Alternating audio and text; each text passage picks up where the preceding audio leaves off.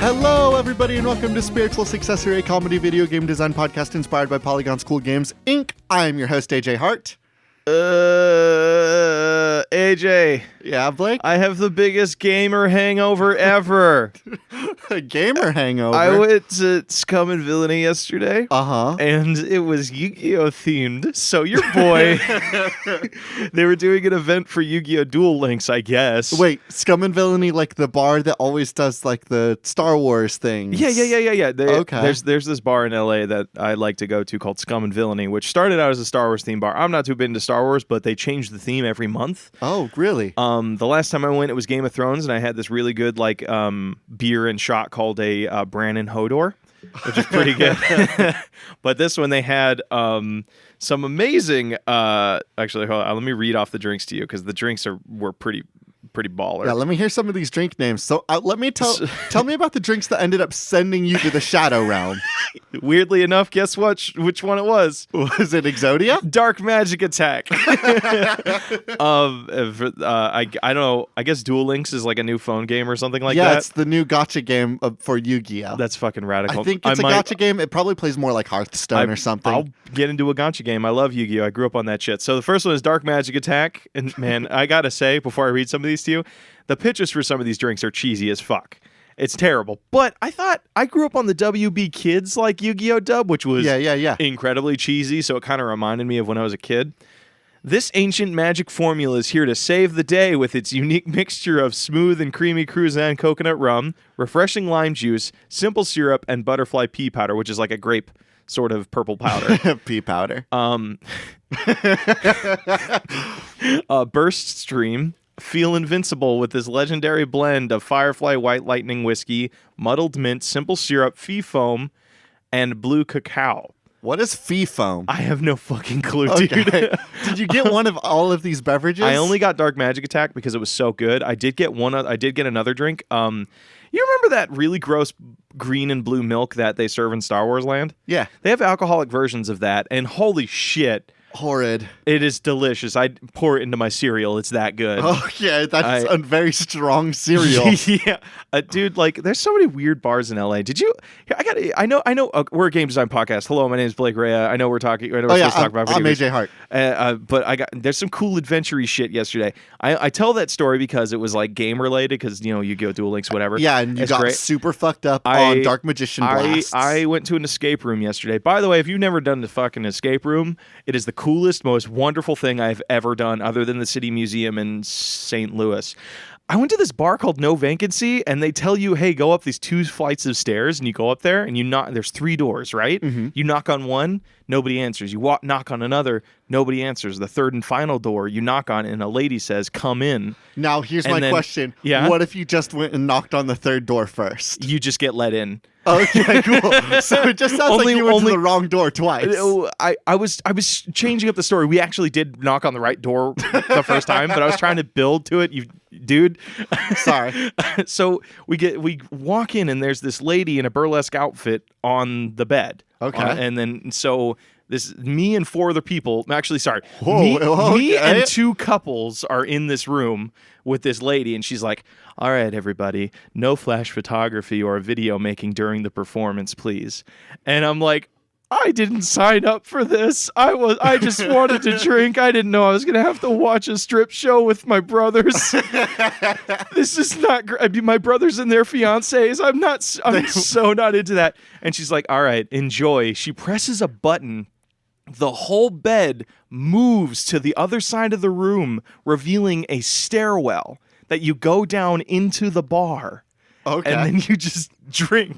I sincerely hope that they have a backdoor exit, because if this is a bar that in order to get there you have to go up 2 flights of stairs, make an ass not make an ass of yourself in front of a burlesque dancer, and then go down a secret pair of stairs. Mm-hmm. If you get too fucked up and try to leave that process, I thought about that. I thought it's gonna have 3 sets of stairs that you could get harmed on. Oh, you know what's fucking crazy? First off, I thought to leave initially I would have to knock on the bottom of the bed to get out. But while I was going up those 2 flights of stairs, the handrail broke off of the wall, and I almost ate shit. It was terrifying because I was very drunk at this point. Yeah, walking because up you 2 already flights got of stairs. attacked by 2 dark magicians, and then you were going to go to the secret bar that took you took 3 staircases and 2 secret Yeah, doors. dude. There's like so many secret bars in LA. Like I found. Wait, how did you get out? They actually just had a regular as back door. You could go they did have a back exit. Yeah, Okay. yeah. No, there's apparently these 2 brothers that opened up a bunch of speakeasy bars throughout LA where you can only get to them through weird means. Another one is like a 70s themed bar with like 70s furniture. You have to walk into a garage and then through a refrigerator to get into it. And it's beautiful. It's a really, really, really cool little dungeon hoppy thing. We should get into games though. Yeah, let's talk about some fake video games. Cool. I'm gonna nurse this coffee next to me and deal with this hangover. And hopefully I come up with because you are in the shadow realm. Because I'm in the shadow. Hopefully I will be able to bring you back. You got to give me from the graveyard. What's the Reborn? The that little knife that has the wings on it? Monster Reborn? Yeah. Oh boy, I sure do remember Yu-Gi-Oh. Oh, also shout out to our Discord who is like supporting me through my drunken haze. They're giving us all these really funny fucking like Exodia cast inebriation or something. Yeah, they had some good polls. Somebody in there made a pot of greed joke. Oh, yep. All right, here's the first video game submission this week. This comes to us on Twitter from Nick King B. Folin. Yo. At 69420. Nice. That name never gets old. Untitled Goose Game, but with chocobos from Final Fantasy. I have never played Final Fantasy. Okay. What do chocobos do So they're other than rideables? They're giant chickens, and there's like a spin-off where like you can be a chocobo that goes through like dungeoneering adventures. But what I want to kind of focus on... Wait, I want to focus on that game. That game rocks. The chocobo adventure game, I've never played it. I think it's on the Switch now. Oh, that's super cute. It's like a Pokemon Mystery Dungeon clone, but... That's just an assumption. Okay. But what I'm really interested in isn't the idea of just running around as a giant chocobo, which is essentially just a really big athletic chicken. It's the jock of birds, truly. I love that as a name, athletic chicken.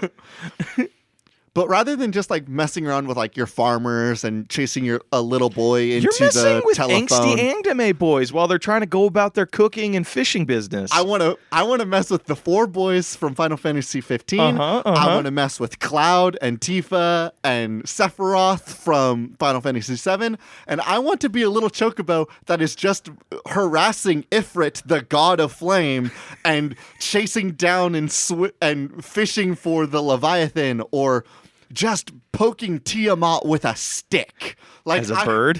As a bird. Okay, so you are a bird, just basically ascending in annoyances. Out so to annoy the very gods themselves.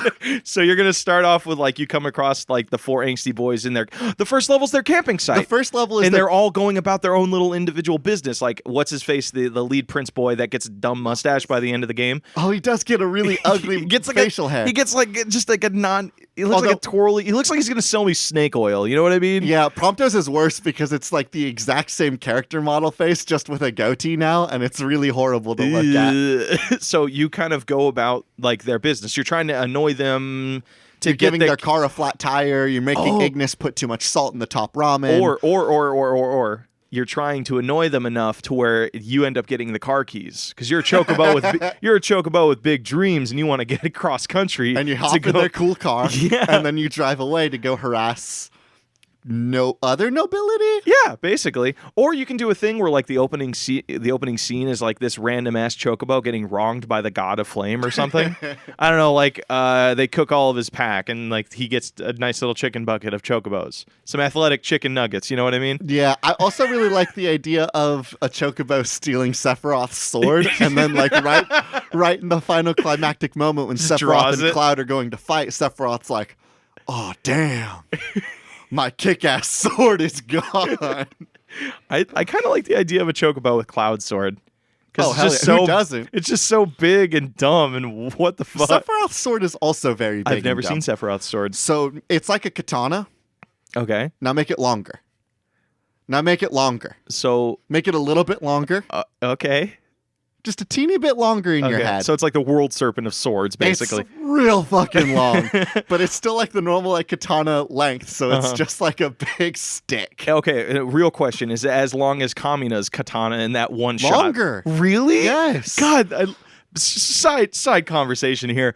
Let's talk about Gurren Lagann again. Hell yeah. I'm always down for this. I can never get that image out of my head. If you guys have never seen Gurren Lagann, there's this scene where one of the main character, Kamina, obviously, is pulling a katana, but they like animate the fuck out of it where it takes up the whole screen. Yeah, he has like and his arms just keep extending. He has a really long speech, and so he's like dragging the sword out for the entire line. But instead of making the sword movement slower, they just kept it going fast, but just extending the sword. I love the visuals of Gurren Lagann so much. Dumb and okay, but like that same energy. So we accidentally ended up talking about Gurren Lagann, so that activates the secret game where now you have to give me a new video game idea. Really? You don't want to talk about athletic chocobos, or we kind of nailed that game? I think we nailed it. So you're just fucking with people until you get to the fire god. Before we jump.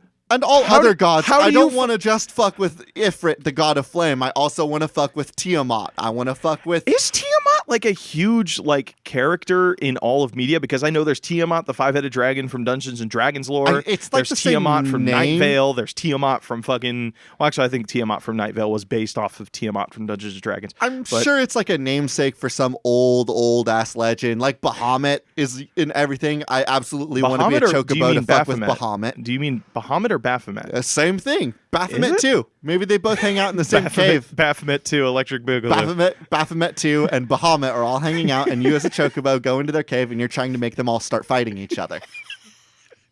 And then in that level, you can also get the Final Fantasy like 10 characters, like the 3 girls from Final Fantasy 10-2. You can get them to all place bets on which of the great dragons, Bahamut, Baphomet, and Baphomet 2 Electric Boogaloo, is going to win the fight. Okay, I'm into that. All right, cool. Let me give you a game. All right, give me one. All right, AJ, I got a little game for you and I to play in this next submission, okay? All right. This one comes to us from Valentine Hearts in Your Eyes at Dustin Your Eyes. AJ inserts random candy. Blake inserts random weapon. A third-person action slasher, but you can't use zombies as enemies or a cheerleader as the protagonist because Lollipop Chainsaw already did that. Okay. So, 5 seconds. Wait, I need more than 5 seconds. I got it. Wait, I should probably find out if there's a name for this candy beyond the branding that I know of. Well, I'm sure if it's well known enough, people will get it. All right, you ready? Really? That's what it's called, huh? Okay. All right.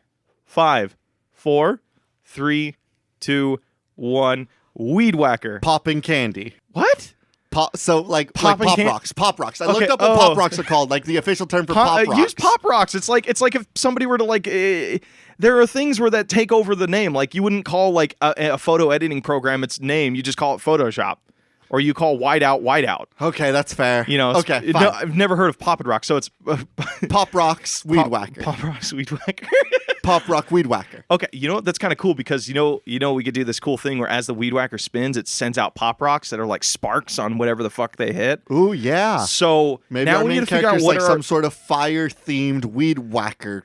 Okay, I think it's a gardener who got wronged. Gardener that got wronged is now imbued with the abilities and powers of Hellflame. Imbued with the powers of Weed-Wacker used for justice. What are you talking about? There's no magic involved here. This is just a straight up a guy with a Weed-Wacker. If Backyard Wrestling can use them and make it badass, I guess we can too. What is he facing? Okay, what's something like a zombie but not? Like what's something you can give in hordes? I want to say angels. Vampires. Very different routes we took there. So I think what are they the same? Well, how about this? Because I think Chainsaw's thing, it lacked a little variety. So how about they're going up against mythical creatures? So like the final level is angels, but maybe they're fighting werewolves, they're fighting vampires, they're fighting I don't know, Sasquatch is one of the levels. Okay, hold on, wait. Maybe they are fighting off vampires. Uh-huh. What's something you think would have a weakness to Pop Rocks? Oh, wait, no. It has to be vampires, because you know what happens when Pop Rocks pop? They make light. Oh, shit. So you sprinkle a little bit of Pop Rock on these vamp dudes, and then they just turn into Swiss cheese, basically.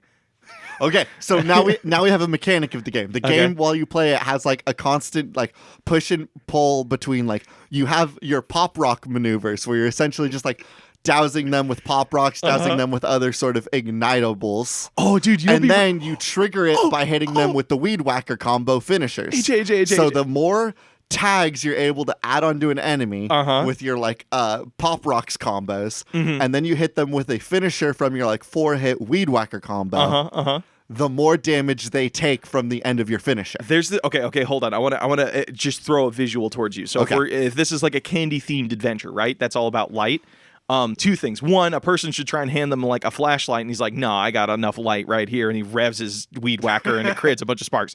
Two, you remember as a kid, have you ever taken those lifesaver mints and popped them in your mouth in the dark, and it created a green flame? What? You've never done this? No. The pressure of the mint breaking in your mouth is enough to ignite a spark. Whoa. Yeah. So there should be this really, really cool scene where like they're surrounded, right? And he like takes a cool pose, pops one in his mouth, and bites down on it like Naruto style when he bites into his, or like Eren from Attack on Titan, he like gnaws into his fucking hand. Yes. And then just like explosion happens around him of light. Yes, that's absolutely part of like the opening cinematic, so we understand this character. Yeah, you see like all the tools they have at the beginning of the game, like all the candy themed tools. Again, I think it's very important that we lean away from. Okay, we're at an impasse. Do we go ahead and parallel this with like Lollipop Chainsaw is like, I'm a cute high school girl and I'm gonna murder zombies. Do we parallel that with our Weed-Wacker character, and maybe they're like a really cute Weed-Wacker or just a cute gardener? Or are they like, how's it going? I'm here to garden. Oh, man, there's vampires now. AJ, you know who I want the star in this game? You were showing me pictures of him balancing boba on his bar titties before we were recording this. The cosplayer? Yeah, the cosplayer guy. Dreyfin cosplay, the really fucking yoked dude? Yeah, just I'm just your average 16-year-old high schooler. Okay, yes. But he's shaped like that. Like absolutely like fucking jacked. Like all muscle, all broad. I'm just a 16-year-old boy. And I've never worked out in my life. And he looks like a goddamn JoJo's character. Yes. Okay, yes. JoJo character with a Weed-Wacker has a surplus of candy on him. Yeah. And that's shonen as fuck, because, you know, like, the shonen characters are always eating, but they never fluctuate. Yeah. But he's like, I have a sweet tooth, but he's, like, fucking yoked out of his mind. So does he always have some Pop Rocks in his mouth? I think, yeah, he either always has a lollipop in his mouth, or he always has, like, some sort of candy going on. I like the idea that he always has a lollipop in his mouth, and I don't know if that's necessarily, like, a thing that he'll use in combat, but it feels a little bit like Bayonetta, which I really enjoy. He can use it in combat. You know why? He reaches to his mouth and pulls out the lollipop and throws it like a shuriken. But he always has one. So like the moment he actually, that's like a super move. He just takes it and he throws it, and while like it explodes and they burst into flames or whatever, he says his cool one-liner and pops another one in his mouth. Okay, here's what it is. Because we have cool mechanics that I want to lean into. You can douse enemies with Pop Rocks, which you can then ignite with your finishers. I think that there's an ultimate that is based on the lollipop in his mouth. It is a lollipop that is filled to the brim on the inside with Pop Rocks. So you have a gauge that's always timing down for like the prime moment to throw it on an enemy and deal like a big chunk of damage. How about this? Depending on the flavor of the lollipop dictates the type of damage, the type of super it is. So you have raspberry lollipops, which are electrical damage or something. Yes. Then you have like the strawberry Pop Rocks, which are maybe like, it's like a sticky thing. Like it traps all of the enemies there. So you can. Yes. Oh, because it'd be really cool. Like this game, like all beat 'em ups are built around combo settings. So if you want, you can use these supers to prep yourself for a bigger combo to score like a rank S. I think that if you do the timing correctly and you press the lollipop button instead of the melee finisher, you'll do that instead as like an animation cancel to get bonus points. Oh, that'd be cool as hell. Here's right on. Question. One more. Are these lollipops found around, or are they something that you have to buy at the in-game shop every that you'll find throughout the level? I think you should do that. It could be like he has a candy dealer. Yeah, so it's like the arms gal from Devil May Cry, where like she just shows up mid-level sometimes in her van. So this guy shows up. I don't know how you got your candy as a kid, but I always got it from the ice cream man. So we need to have an ice cream man themed candy dealer that I has like a cool little candy shop. Might I propose to you this? Because I know that when I was in high school, there would be kids that had candy hookups in their lockers. Like their locker was just set up like a tiny 7-Eleven. And they were like, what do you need? Monster Energy drink? Pop Rocks? Another Monster Energy drink? Weird. Bubble gum? You know, it's so fucking weird. You know what my high school had? What? They had, did you ever? That but drugs? Yes, there was. I actually did get offered Coke a couple of times back in high school. No joke, like seriously. They had these things called like Kool-Aid gummies or gummy candies. It's what they would be. It was like they'd give you a baggie full of gummy worms or gummy bears, but they would have spoonfuls of sugar and Kool-Aid in it, and they would shake it around so like all the gummy things would get coated in Kool-Aid and sugar and all this grossness.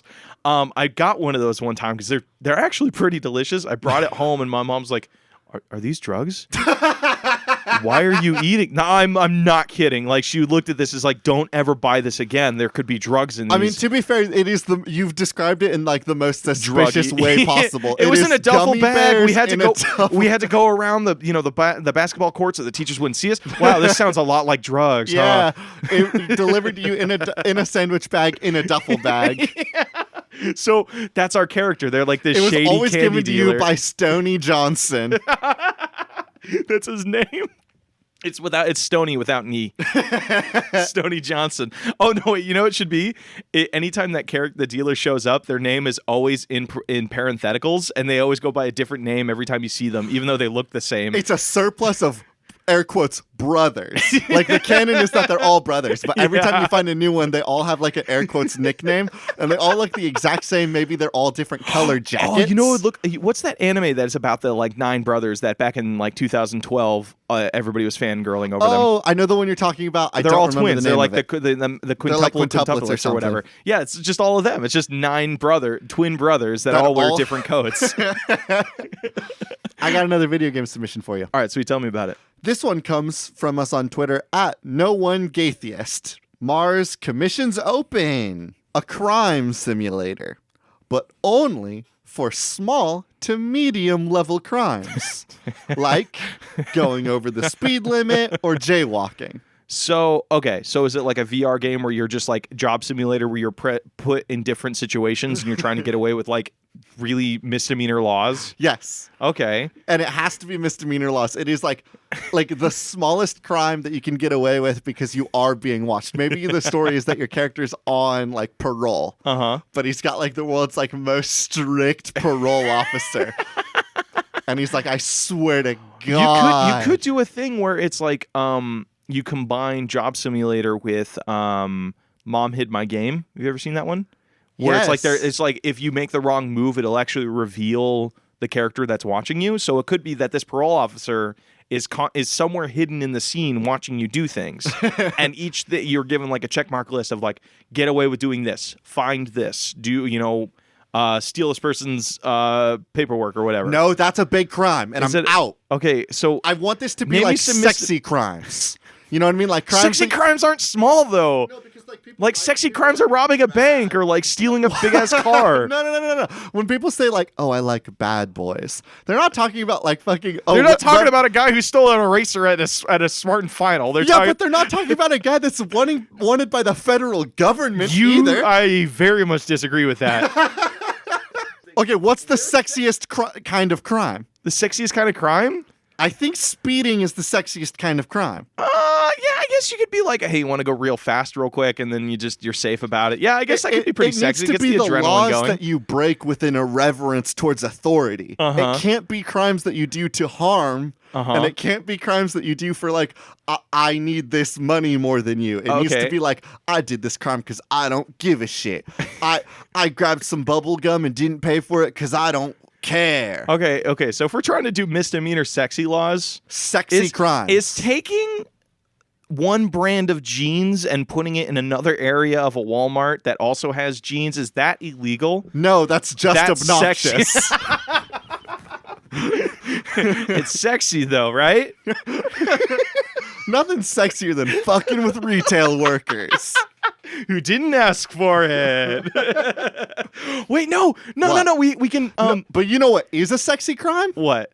cleaning up the workplace for the workers that work there. Because I don't know if you're legally allowed to do that. Probably something about like if you sanitariness, but like you're being helpful, and that's a sexy crime. Okay, here, no. You are cleaning up a food place area because you have to be certified in like to work with food. Yeah, and managing those areas you have to be properly trained for. So sneaking into the back of the McDonald's and cleaning the grill, that's a sexy crime. What are you talking about? They don't have grills, they have microwaves. Okay, have you ever looked into the back of a McDonald's? Have you ever looked into the back of a McDonald's? I've done everything in my power to not look back I love McDonald's so much. I love nuggets, I love the fries, but man, holy shit, it's scary back there.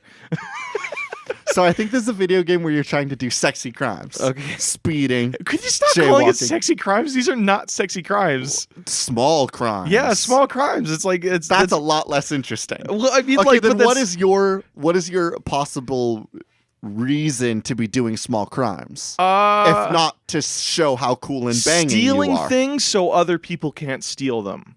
So, like, some counter heist shit. So, like, I know a person's robbing a bank, and I don't know why the answer is for me to rob the bank versus just telling the police about it. But I'm going to steal the money first. That's a big crime, and it's not okay, and I'm not doing a video game about doing big crimes. But then I sneak the money back into the bank, and then so they couldn't get the money. It's like I sneak in, I take it, and then I sneak out, and then sneak back in and put it back. So nobody's harmed. I don't get paid for this job. I'm a fucking superhero. But then I'm Spider-Man. Spider-Man doesn't get paid to save people. I'm taking money for a short amount of time. I don't know why I'm yelling. I don't know why I'm passionate about this. Here's my problem. Okay, wait, actually, vigilante justice is a medium crime. Is it? Oh, I think it's a major crime because, like, Superman should have been jailed for how many people died in Man of Steel. He didn't do any of those murders. He did do a lot of property damage. He threw a guy through multiple towers. Okay, but that's destruction of property, not vigilante justice. There were people in there. Oh, so you're saying that one guy that dresses up, putting on a mask and punching bank robbers. He's not legally allowed to be punching bank robbers. But nobody's really going to jail him for That's a medium-sized crime. Is that a sexy crime? Is that by what you were going for? Yes. Okay. Speaking of Spider-Man, by the way, we got a lot of tweets. No, AJ and I did not know about the Spider-Man musical, and us reading that Wikipedia was a journey. It was such a trip. I'm blown away that was a thing that happened. I believe it was so PSA, Kelly Wallace. Thank you very much. Thank you, Kelly Wallace. PSA for anybody that doesn't know, there was a musical called Spider-Man Something Darkness. And there was a lot of accidents in the production for this. Was that a sexy crime? Allowing people to be hurt on your production, but the insurance covers it. Is that a sexy crime? No, that's an asshole crime. No, that's just a dick move. It's not a thin line. It's a thin line, and I think that the only three sexy crimes that exist are jaywalking, speeding, and vigilante justice. There was a great bit Hannibal Buress did on jaywalking. Jaywalking's a fantasy crime. What? He's just I don't know what that means, but that's the most incredible sentence I've ever heard. You know what else is a fantasy crime? What? Killing a king. You know what else is a fantasy crime? What do you mean? Like, some kings are okay. Killing a king is a fantasy crime. Would you kill Arturia Pendragon, your emotional support e-girl? She's not an e-girl. There's no paid premium for. What are you talking about? You have paid for the seasonal Arturia Pendragon on your gacha game. Not yet, but I'm going to this. Really? year. I thought you put in like money to get her. I've never paid for a limited servant. Well, she's your emotional support gacha girl. She is. Here's the thing. Yes. There's tiers to crimes. There's low crimes. Obviously, that's why there's first-degree manslaughter, second-degree manslaughter, and fourth-degree manslaughter. And we know that. I don't know if there's a third one. We all know that those are not sexy, and those are not medium-sized crimes. But there's a lot of medium-sized crimes. Trespassing is a medium-sized crime. Okay. So basically we're just trying to... Does destruction of property count as a small crime, a medium crime, or a large crime? Or is that about the amount done? Well, we can actually use that as a gauge because, like, if you... No, stay with me. Okay. So exploding a building is massive. Big crime. Writing that universal S thing and marker on that building, it's pretty small time. It's going to cost somebody some time to fix it. And then breaking a window is a medium crime. Yeah, because there's now serious money needs to be paid. But breaking a window and entering is breaking and entering, and that's a big crime again. Man, we should study law. This is complicated. I'm So it's just a. Actually, here's the game. So you are given a situation, and you can only do the small crime. A crime must be committed in every single area, but you need to figure out the lowest.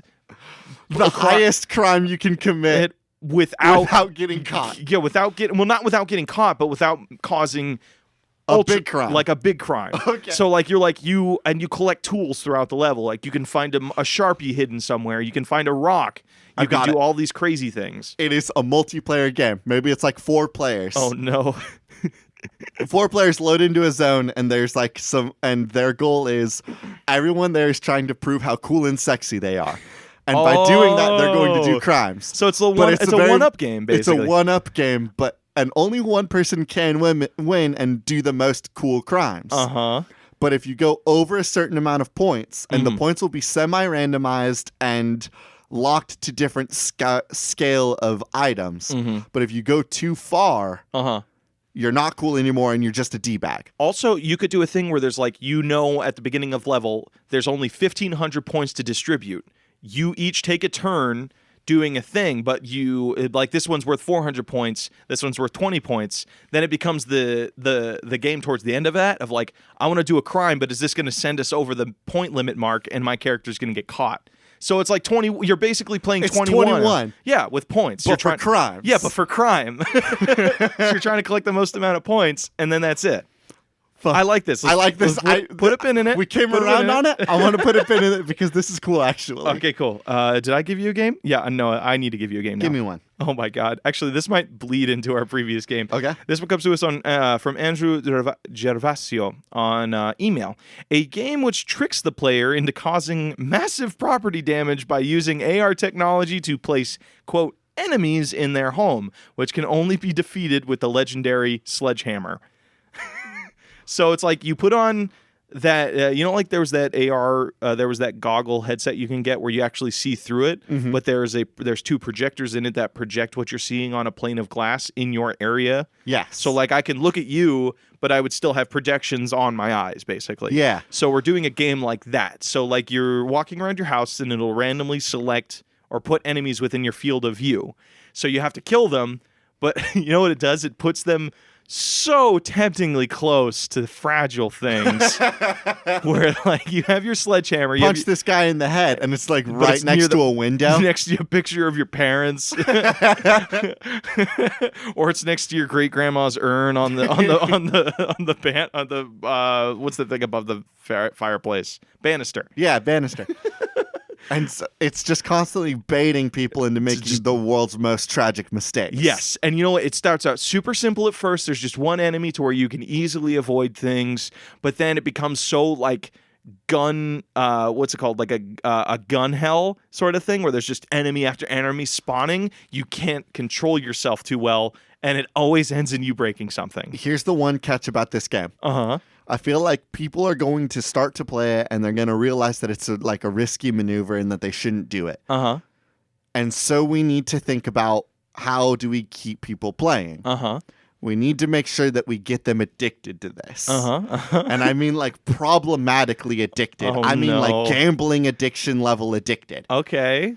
So is it cookie clicker thing where it counts the amount of enemies you've beaten in your total run? And it's all public. Yeah, it's all public high scores. This person's defeated 1,000 enemies today. So they do a thing I'm going to take a weird thing from iOneWheel. That's how I get around in a lot of places. You actually get to see a live feed of the most miles traversed by every single one-wheeler in the world. Oh, fuck. Have you made it on that leaderboard I yet? have not.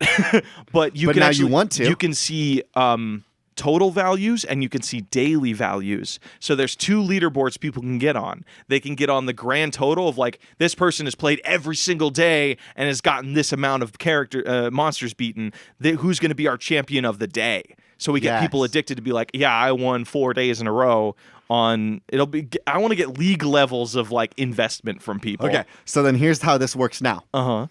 ARG game, and I think that the technology that puts the enemies closer and closer to fragile objects, I think that gets slowly pushed into our programming. I think that when this game launches, it's just a fun, like, ARG, I'm punching whatever's in front of me video game. It's very cookie clicker or Flappy Birds-esque. It's just like people are just having such a good time with our cool punch game. And then, oh man, it's weird. We had an accident reported about somebody breaking all the windows in their home. That's crazy. Oh my god. Oh, that's crazy that like everybody that's in the top 100 all talks about how they punch their grandma's urns. AJ, I have the most divisive, beautiful level thing to do. Give me that Villainous Nugget. So the game at the beginning requires you to go around your house. Yes. Little do they know, there's a camera on the headset and it will scan your house as you go through the game, slowly replacing your vision with a 3D version of your home that removes or takes or adds things to it. It just slowly inches the home forward and back? No. It slowly takes over, like, instead of you seeing through the headset into your real life home, now you're seeing a 3D rendered version of your home to where it'll be like, you would be in your headset and you have your headphones on, so you can't hear anything outside, right? And they put an enemy right where the lamp near the entry hallway is. But in the game, there's nothing there but an enemy.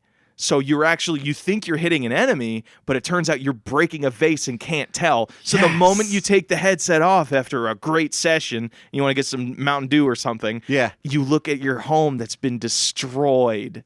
So, like, it's something that happens gradually. Yeah. Like, over 100 rounds. Such a villainous, evil tactic. Here's my one question, because we have the perfect program now and the perfect fun way to get our audience to absolutely destroy everything in their home. What do we get out of this? I think there's a battle pass thing. Like, you get more weapons, so we play Fortnite style. No, Blake. We as the game developer, we as spiritual successor, we've released this thing that is making everybody destroy everything in our home. Why did we do this? Well, obviously, you and I are actually a glass pane replacing company that is launching a game to help drive up our business. So you and I need to start making some real money, because we're podcasters. We don't make jack shit money. You and I are going to open a window business, and you know what? Honestly, we're going to be the only business in town. Guess what? All the other warehouses who sell windows, they've broken them.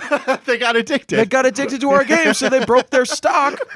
So guess what, AJ? We're going to be fucking thousandaires. Thousandaires.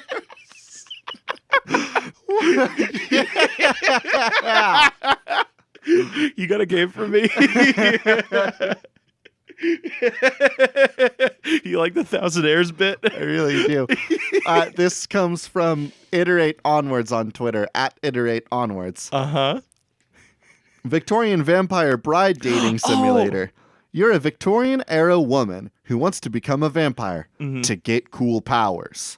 You must convince the local vampire to turn you without alerting vampire hunters or your family to your ambitions.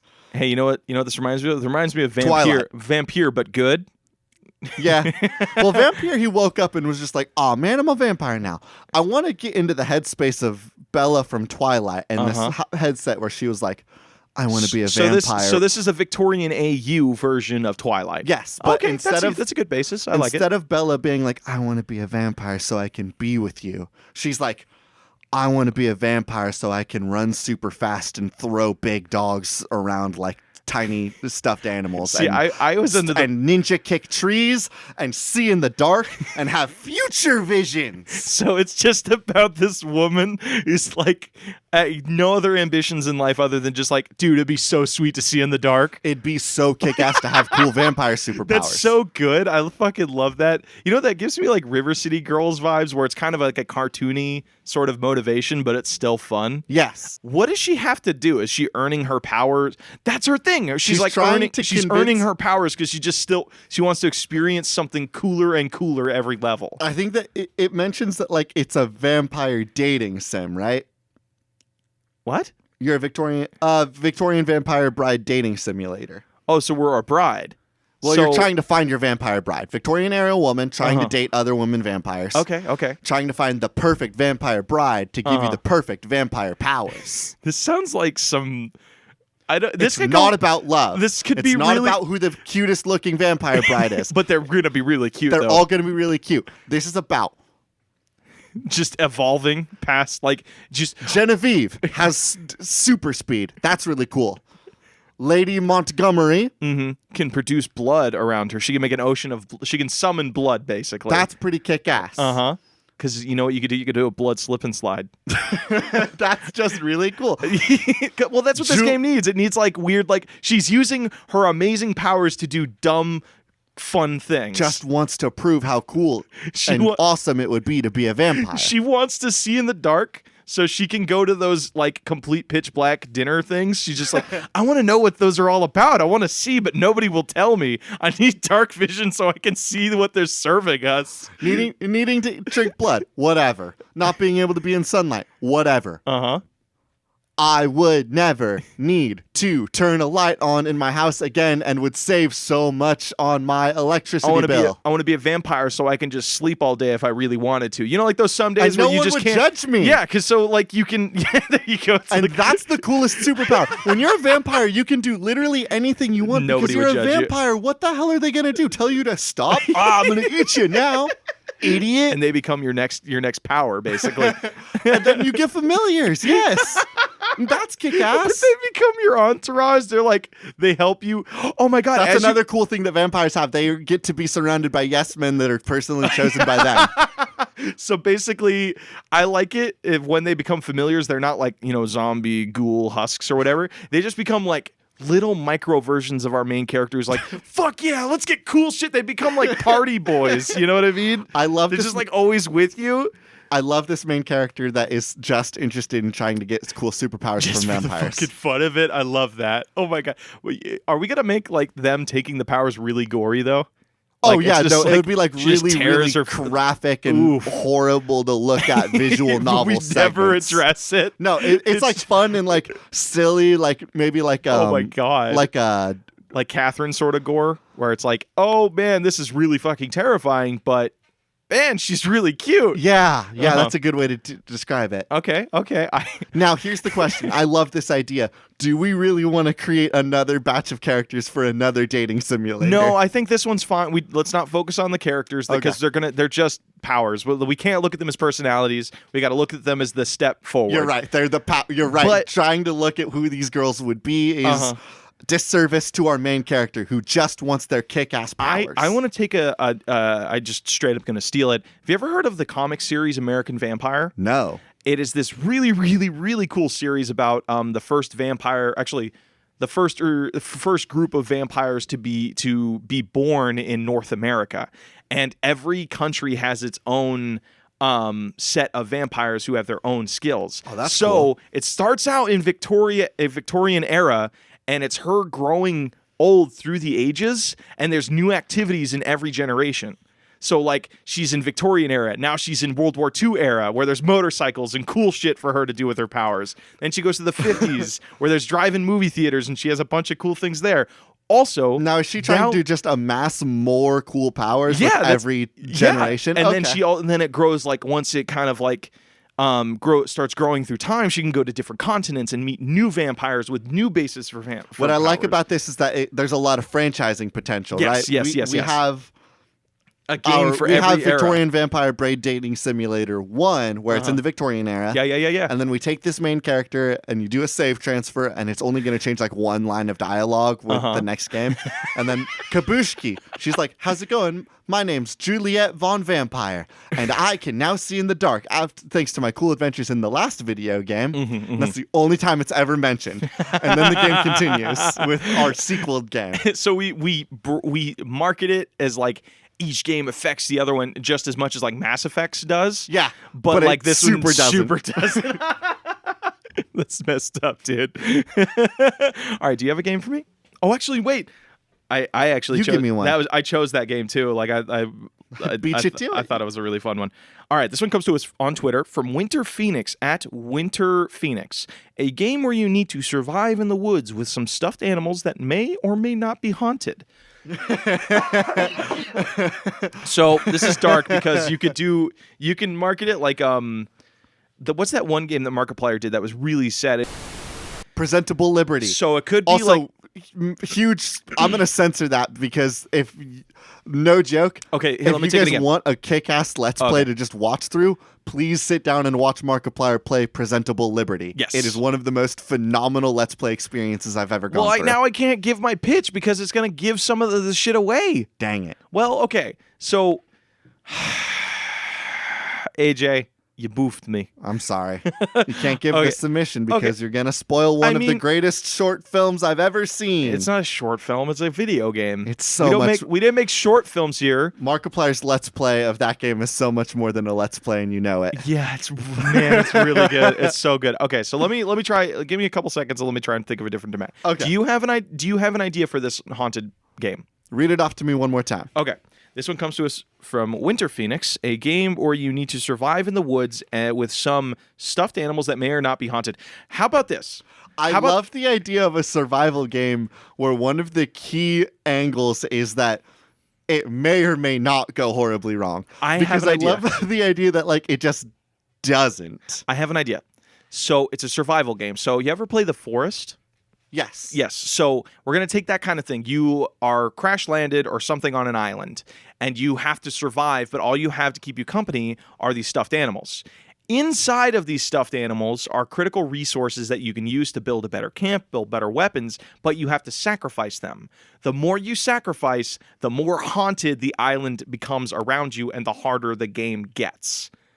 Okay, I'm into that. So like your first problem that you encounter is like, I have no kindling because all of the wood around here has been soaking wet from rain. So unless I get my cold meter up, I'm gonna die. So like you find out that like all the stuffed animals are in their nice little Build-A-Bear boxes that are completely dry. You can burn Randy the raccoon. Might I propose to you this alternative? Uh-huh. Only one of them is haunted. Oh, and so it's always randomly generated which one. Because the thing that I want to key in on is the sentence may or may not be haunted. Because you could say that about literally anything. I mean, I like the idea of it because I'd like an idea that projects this stress of like. So you want to handle haunted dolls. I need to constantly weigh the pros and cons of sacrificing another one of my stuffed animals to survive. May or may not be haunted. I think they're all haunted because here's the thing. I think like say you start the game with 5 stuffed animals. Okay. The more you sacrifice, the crazier and more distorted and horrors that happen around you that make the game harder. If you sacrifice them, it'll make the game easier in that moment. And might give you the leg up to get the resources that you need to survive tomorrow. But, like, that the game is going to be one step harder now. And then you're constantly presented with situations like that to where you're down to, like, the 5th animal. So, like, say you sacrifice all 5. Now, of course, these are just the Freddy Fazbear animals, right? Sure. Okay. No, we're not. No. We're going to come up with our own IPs because we've been doing nothing but basing our games off of other IPs, which is great. We got a platypus, an otter, a squid.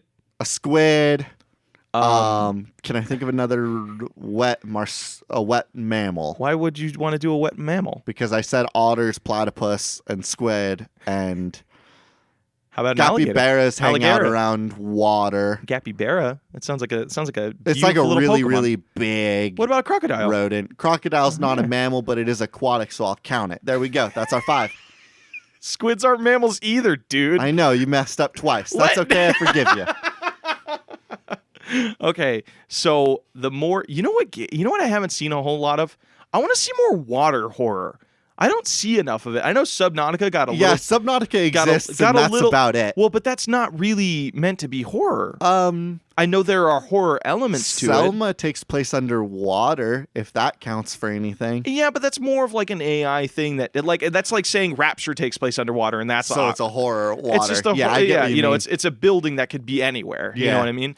I think it would be kind of cool that the more you sacrifice him, the more water-based horrors start happening. So, like, say you off the squid, right? You suddenly, now it introduces this gamble of anytime you go near a puddle of water, a ghost tentacle will reach out of it and try and take you into it and drown you. Yeah. So now you run this gamble of, like, I need to go drink some river water that isn't the ocean. Anytime you go near it now, there's going to be this added level of difficulty and spooks. Yeah. I could picture Markiplier playing that and going like, "Rah!" Is that a good Markiplier scream? That's pretty decent. All right. Do you have another game? I could, but I think it's time for us to pick our nugget. Okay. I think our nugget is Weed-Wacker Pop Rocks. I think our nugget is the competitive game where you are in a space trying to do crimes to out-crime your friends without breaking the crime budget. Okay, so so what are some of our enemies in the VR game? I'm not deciding on the nugget yet, but I'm trying to figure out... Not the VR game. This is the game about trying to do the sexiest crimes to show that you're the sexiest criminal without doing a big crime.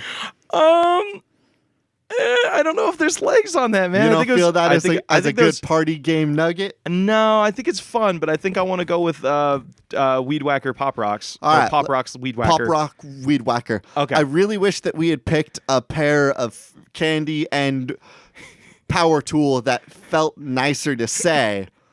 Like Lollipop Chainsaw's just fun. Yeah. Pop Rock Weed-Wacker is... No, we call it Weed-Wacker Pop Rocks. There you go. Inverse it. Weed-Wacker Pop Rocks. Weed-Wacker's a tough one. Weed-Wacker Pop Rocks Party. There you go. Because it's Chainsaw Murder, Lollipop Chainsaw Massacre. We can do... Does it have the word massacre at the end of that? Yeah, I'm pretty sure. I don't think so. I think it's just Lollipop Chainsaw. Because there's a whole franchise of movies called Chainsaw Massacre, and I think you're getting that mixed up. Maybe. Okay, but either way, I think that's still good. All right. Weed-Wacker Pop Rock Party.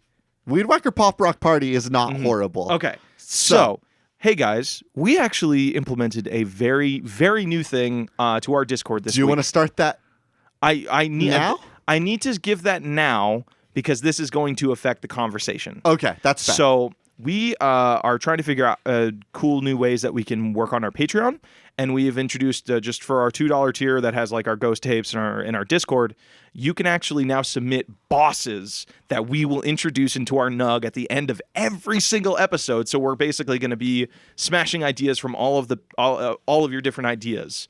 So we're going to read off some of the bosses from our Discord, and we have to introduce them into Weed-Wacker Pop Rock. All right. Might I propose to you this? Oh no, what'd you find? The physical embodiment of the YouTube algorithm. And that comes from Andrew David on our Discord. So just constantly being marked as NSFW and not for children. It's the physical embodiment of the YouTube algorithm. And here's why I want this to exist. Okay. I think that if we're creating a character action game, we need to think about our rogues gallery. And if our rogues gallery has one enemy that is the physical embodiment of the YouTube algorithm, might I propose to you this buck wild idea? Another boss is the physical embodiment of the Instagram algorithm. He looks exactly like the physical embodiment of the Facebook algorithm, except the Facebook algorithm is the algorithm that tells only lies. So wait, okay, you need to shorten that up because that was broke my brain a little bit. All of the bosses that we will face in this video algorithms. game are the physical embodiments of different social media algorithms. Okay. Pop Rock Weed-Wacker is a gardener who has dreams of being a candy-based... like shop. He wants to own a candy shop of his own. He wants to be a candy-based social media influencer. Oh my god, this is awesome. Unfortunately, all of the vampires are attacking him. See, but you know, this could have like some cool social connotations because like people who are a slave to their Instagram followers and shit like that, they're vampires in that sense. So, oh my god, AJ, you cracked this like right out of the gate. I wanted to read off some more, but like, you know, holy shit. I'm welcome to hearing about some other themes for our rogues gallery of villains. Okay, hold on. Let me go here. But again, I think that if we're going to talk about a boss fight from our Patreon Discord, I want this boss. This boss is going to affect the rest of this character action video game because a character action video game is only as good as its bosses. I have a good one. Flip K just says capitalism is the boss fight of it. Wait, that's the final boss. So they're fighting. That's the secret behind all social media. It's about selling things. So the final boss is he has to fight capitalism itself to open his store. What I like about this is that it is a humble gardener out to destroy all forms of all of the toxic energies within social media. Out to destroy the very issue of capitalism, this trickle down economics, this that's what he says. It's like at the end of it, it's like the capitalism's like they're bleeding out black licorice, and he's like, I'll show you your capitalism, and shoves the Weed-Wacker in his mouth and just turns it on into this big Blade-esque vampire explosion. And it explodes into like fireworks and candy and joy and happiness. Because this is a candy-themed game and I don't want it to be brutal. You know what'd be so cool? Also, capitalism's definitely like a good metaphor for like vampirism. And I don't mean that the other way around. I don't mean that vampirism is a good metaphor for capitalism. You know where the final boss fight takes place? On top of the Eiffel Tower. That's France. That is no. All vampires are French. What? What are you talking about? What do you want to do? I was thinking the front lawn of the White House. So like the explosion happens like right there, and you just have the American flag just waving with this big pop rock explosion. Just like really lean into it. You know what I mean? Okay. So our rogues gallery is the physical embodiment of different social media algorithms. Yes. The Twitter one is just fucking crazy, and he's trying to show you all of the like haunting images of your friends, all of the shoppers or all of the shopkeeps that you met through the adventure. He's trying to show you all of the things that they liked, and he's like, "Did you know that your friend he really likes butt stuff?" And it's Wait, I really didn't need to know that. Instagram? This is the Twitter one. Okay, that's trying to like force the people around you their personal knowledge. That he's trying to be like, did you know that Jeremy's been upselling you way more than he should have been? So it's basically a psychic battle at that point. So they're like the ninjutsu character basically. Yes. You know what'd be really cool? If we're playing into this whole thing of like maybe the character's inner battle is like the reason he's always been a gardener, has never opened his candy shop, is he never felt like he was good enough. Like he never felt like he could have a good enough social media presence and all this stuff, right? What if the Instagram thing, it summons like clones? They're like great. It pulls up a picture of somebody being more successful, and they claw themselves out of the picture and are like a gray clone. It's like a better version of the main character. Basically, yeah. So he has to fight these like clones made of like silver powder and ash. So like when they explode, they just like black powder explodes from them. Okay, I like that. Facebook analytics are upscaled. That was a huge thing that like Facebook did a while ago. It came out that Facebook was like, oh, that's weird that all of our analytics said that they were way better than they actually were. Oh my God. But also Facebook just shovels you shit. So here's the enemy, the final boss, or the boss fight of the Facebook analytic is way too many mob enemies, and when they hit you, it looks like it takes a huge chunk of your health away, but it didn't really. Like, your gauge changes a lot more than the actual numbers behind it, so it'll look like you have no health left, but there's more flash effects that can get in the way of you reading moves, so it is still a challenge. Yes. But it actually isn't as bad as you think. It just feels that way. Yeah. I also have a little backstory for the Facebook person. Okay. So they're all about, like, showing inflated numbers, right? It's the first boss, so they're going to be the easiest. Okay, yeah. And then you have to deal with the enemies, but the moment you get to the final stage where they're just a giant like torso over a cliff, like swiping at you, but the moment you hit them, it just erases like a big amount of them. Yeah. And to reveal some small scrawny boss that dies in one hit. Yes. So it's like just this weird illusion thing. And I think that would be a good way of learning how boss fights work, learning that they kind of represent something about social media. And it's pretty fucking crazy. And the final boss of capitalism is just a vampire. It's just like a Dracula-ass vampire. Oh yeah, that's right. We were trying to mix vampires into this. Yeah, they're vampires. That's important to know. These are all vampires. All social media algorithms are vampires. Yeah, they're sucking you dry. Hey, AJ. Make sure you share this on Twitter. I was so... Yeah, right. Make sure to follow us on all social media platforms. Facebook. I'm a vampire. No, I was actually really worried when you said this. So the embodiment of that, I was like, how in the world are we going to make that work? But you knocked that shit out of the park. Thank you. It was Andrew, right? Yeah. Andrew, thank you very much for that. Holy shit. I'm so excited to do more of these boss fight submissions, AJ. I am too. So, oh my God. We got to come up with a name. For the boss fights or the video game? For the video game. Oh, I think the game is locked. Pop Rock Weed-Wacker. So, Pop Rock Weed-Whack. I was thinking Weed-Wacker Pop Rock Party. Weed-Wacker Pop Rock Party is or we pretty could just kick-ass. be like, it could be just we just call it Pop Rock or Pop Rock. No, right? it needs the Weed-Wacker. No, you're right. It does need the Weed-Wacker. But we bit in should it. differentiate from Lollipop Chainsaw too much. So Weed-Wacker Pop Rock Party is good, and we're gonna go with that. Okay, sweet. Oh my God. You ready to go to patch notes, Blake? I am ready to go to patch notes, AJ. Let's go to patch notes. Hello, and welcome to Patch Notes with AJ Hart. Now, I'm sure you're thinking to yourself, AJ and Blake, I have a kick-ass boss fight that I would like to submit. Well, then why don't you come on down to the Patreon bonuses? And if you sign up for just $2 a month, we're going to be able to hook you up with that Discord, with those ghost tape episodes, and you're going to be able to submit your boss fights to us on our Discord. Here, AJ, I got it. Come on down to the Patreon. We go hook you up to the watering hole of ghost tapes, our private Discord where you can come dunk on me and my denim perversions. That was a big thing on Twitter. Check that out.